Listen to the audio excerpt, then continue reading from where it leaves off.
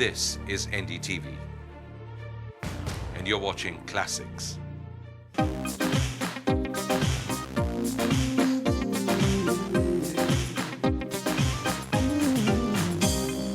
मेरा नाम रश्मि आनंद है।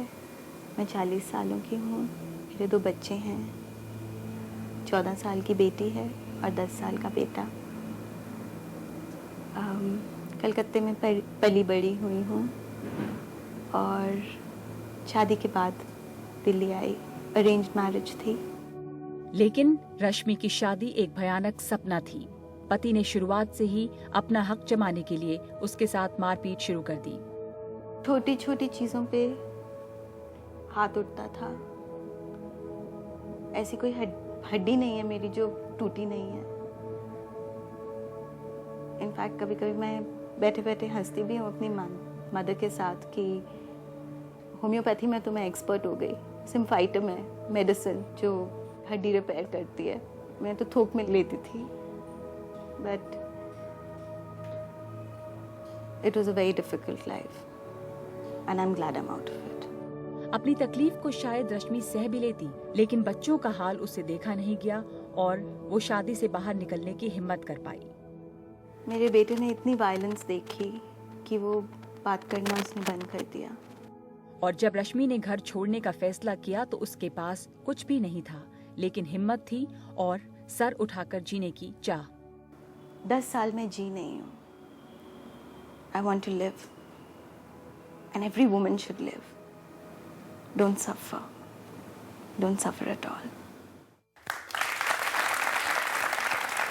रश्मि के इसी जज्बे को हम सलाम करते हैं। रश्मि ने हिम्मत की, 10 साल वो जी नहीं और आज जीने की जो उनकी चाह है और जिस तरह से सर उठा के वो जी रही हैं, उसके लिए आप सबसे गुजारिश है कि उनकी दाद दीजिए। और बहुत बहुत शुक्रिया रश्मि कि आप हमारे साथ यहाँ पर आई हैं। Thank you. हम बात कर रहे थे कि सबका ख्वाब होता है कि खुशहाल घर हो, सपना होता है कि कोई आएगा और हमें अपने साथ, जो एक प्रिंस चार्मिंग की बात करते हैं, हम लेकर जाएगा, सुखी संसार होगा हमारा। आपने भी ऐसा सोचा तो ज़रूर होगा। You know, I never really thought. सोचते नहीं हो। जब यंग होते हो तो आप सोचते हो कि बस जिंदगी मेरे कदमों में है, जैसे ले जाती है आप चली जाते हो। एंड सडनली एक कॉन्फ्रंटेशन होती है उन हादसों से जो आपके कभी दिमाग में नहीं आती। इतना गुस्सा क्यों एक आदमी में है, मेरे को आज तक कभी समझ नहीं आई। आपकी हड्डियां टूटी, एक एक हड्डी टूटती थी आपकी रिब्स टूट गई थी एक बार। क्या हो गया था उस वक्त? उस वक्त छोटी सी बात थी। मैं अपनी बेटी को स्कूल से लेने गई थी और गाड़ी लग गई। खड़ी हुई गाड़ी किसी ने आके थोड़ी सी मार दी। अगर मैं बताती नहीं तो शायद उनको पता भी नहीं चलता, जो घर में सारे थे। लेकिन मेरी कभी हिम्मत नहीं हुई थी कि मैं ऊपर उठ के भी आंख उठा के भी देखूं जब गुस्सा आता था इन लोगों को। और उस टाइम खामोश रही, सब कुछ सुन लिया, अपने कमरे में चली गई। लेकिन इतना गुस्सा था उस आदमी में, आके मेरे पीछे मार कुटाई बिल्कुल शुरू कर दी। वो पहला समय था जब मैं। क्या किया उन्होंने? अब आपको लगातार थप्पड़ों मारा, से मारते रहे? धक्का दिया, मारा, सब कुछ किया। मेरे ऊपर बैठ के थप्पड़ मारे। मेरी पूरा चेहरा एक तरफ से काला नीला हो गया, लिप्स टूट गए, लिप्स फट गए और हड्डी टूटी।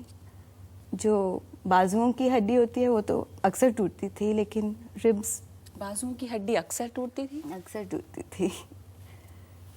क्या होता गुस्सा, हर छोटी चीज़ को जब अपने दिमाग में आप बड़ा कर दो तो वो बड़ी चीज़ बन जाती है। कभी आपने कोई रिएक्ट किया? हिम्मत नहीं होती थी। एक तो मैं 5 फुट नथिंग हूँ, मेरा एक्स हस्बैंड 6 फुट का था।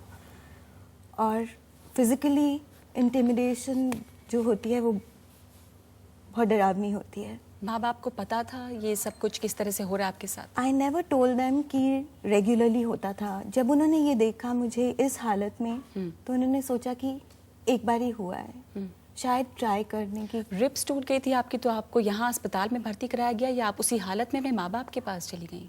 मेरी नानी इधर रहती थी जी। तो मैंने अपनी नानी को बोला और अगले दिन मैं कलकत्ते चली गई जहाँ पे मेरे पेरेंट्स रहते थे उस टाइम, और वहाँ फिर मेरा नानी ने इलाज आपका हुआ। बहुत साथ दिया है। उस सिचुएशन में जब माँ बाप को आपने बताया, उनकी तरफ से कुछ सपोर्ट मिला था आपको? सपोर्ट मिला था, लेकिन क्योंकि मैंने ये नहीं बताया कि रेगुलरली ये बात होती थी, फिर माय एक्स हस्बैंड केम और रो धो के कि मैं कभी नहीं करूँगा वो। कभी मैं वापस पछतावा चली होता गई। था उसको इस तरह की हरकत करने पर? आई थिंक पहले 1-2-3 बार ज़रूर कुछ पछतावा दिखाई तो दिया, क्योंकि रोता था, फिर नहीं करूँगा, कभी नहीं होगा। बस कहने की बात थी, वो होता कहने की अक्सर बात था। थी। और एक बार ही ऐसे हादसे फिर होते हैं तो there is no coming back. जब तक मेरा बेटा आया उस टाइम से बहुत ही बुरा था। मेरी बेटी के time I can tell you कि मेरी बेटी के टाइम एक बार मैं हॉस्पिटल में थी, अपने बेटे के साथ 2 बार ही थी। जब आप प्रेग्नेंट थी उस दौरान भी मारपीट नहीं रुकी? नहीं रुकी। इस तरह की मारपीट क्या दिखाने की कोशिश करते थे कि तुम एक ऐसी चीज हो जिस पे मेरा पूरा हक है और मैं कभी भी तुम्हें मार सकता हूँ? Everything is about control and you can't control people. तो आपने कभी गुस्से में पलट के हाथ उठाया? नहीं, आंख नहीं उठाई, आप हाथ की बोल रहे हैं। डर लगता था? बहुत। गुस्सा आता था? हाथ नहीं उठा सकते थे, लेकिन अगर मैं हाथ उठा नहीं सकूं किसी के ऊपर और मुझे गुस्सा आता है, उस टाइम आपका दिमाग खाली हो जाता है। लेकिन क्यों बर्दाश्त किया आपने इतने साल तक? सालों बर्दाश्त किया? 10 साल बर्दाश्त किया। पहली बात तो ये होती है, मेरी बेटी she was born immediately after the marriage, तो यही होता है कि कहाँ जाऊंगी, कैसे अकेले ज़िंदगी गुजारूंगी, मेरी बेटी का क्या होगा। और हमारी सोसाइटी में divorce is not still a very accepted thing. जी, खास करके ये मिडिल क्लास में Yes. बहुत बड़ी प्रॉब्लम है। यही मैं यहाँ पर बताना चाहूंगी कि हम जो सोचते हैं कि शायद जो कोई जो औरत हमारे घर पे काम करने आती है या सिर्फ गरीब तबका है, अनपढ़ तबका है, वहां पे इस तरह की मारपीट होती है और अधिकार की लड़ाई, ये बिल्कुल गलत है। मेरे साथ, आपके साथ, हमारे जैसे लोगों के साथ, रश्मि हैं, पढ़ी लिखी औरतें, उनके साथ भी ये हो रहा है। Yes, every strata of society. ये नहीं है कि खाली यहाँ होता है और खाली यहाँ होता है, नहीं, हर जगह होता है, लेकिन हम लोग बात नहीं करते, हम लोग बात क्यों नहीं करते हैं रश्मि? क्या शर्म डर है? होती है, लोग क्या कहेंगे, फैमिली में क्या असर होगा, मेरे पेरेंट्स को के ऊपर क्या असर होगा, मेरे बच्चे का क्या होगा, और भी बिगड़ सकती है हालात। आप एक औरत हर वक्त चाहेगी कि मैं अपना घर बना के रखूं। ये कोशिश होती है कि अपना घर बचा के रखे। वैसे में औरत कभी अपने बारे में नहीं सोच पाती नहीं। कि मेरा क्या है। नहीं, और हम भूल जाते हैं, और वही चीज़ हमको याद रखनी चाहिए, क्योंकि अगर हम खुश नहीं हैं, हम अपने बच्चों को कभी खुश नहीं कर सकते। ये बात हम लोग भूल जाते हैं, ये बात भूलनी नहीं चाहिए, क्योंकि सबसे ज़्यादा जो सफ़र करते हैं वो बच्चे होते हैं। एक इंसिडेंट है, परिणीता एक मूवी है, हम लोग देखने गए थे। उस टाइम मैं 3 साल बाहर आ गई थी, लेकिन उसमें एक्टर ने एक्ट्रेस को एक थप्पड़ मारा। वो 3 दिन वो बच्चा सोया नहीं उसके बाद। क्योंकि ये चीजें उसने अपने घर में देखी थी। और टीचर्स को जाके पूछता था, आपकी शादी हुई है, आपका हस्बैंड आपको मारता है। ये जनरल कॉन्वर्सेशन थी, लेकिन अब धीरे धीरे मेन स्ट्रीम में आ रहा है, ठीक कर रहा है। यानी उसके जहन में यही बात थी कि अगर किसी की शादी हो तो उसका हस्बैंड उसे मारेगा। इतना कुछ सहने के बाद, से गुजरने के बाद, आपके दिल में गुस्सा नहीं उस आदमी के खिलाफ? अब मैं बहुत दूर पहुंच गई हूँ, अब नहीं है। उसने मैं दोबारा अपने- शादी कर ली है? उसने दोबारा, यस, बच्चा भी है उसका। और वही मैं सोचती हूँ कि जब मेरी किताब आई, जब मैंने बात करना शुरू किया है बाहर, अब अगली बीवी के साथ तो थोड़ा सोच समझ के ही चलेगा। आपको ये और लगता है कि चलना कम से कम अब वो दूसरी बीवी के साथ मारपीट नहीं करेगा? हर बारी जब एक औरत बाहर बोलेगी तो 10 आदमी हाथ उठाने से पहले 10 बार सोचेंगे। बेटी आपकी मिलना चाहती है अपने पिता से? नहीं, बिल्कुल नहीं। कभी मेरे मिली बच्चे थी? नहीं देखना चाहते।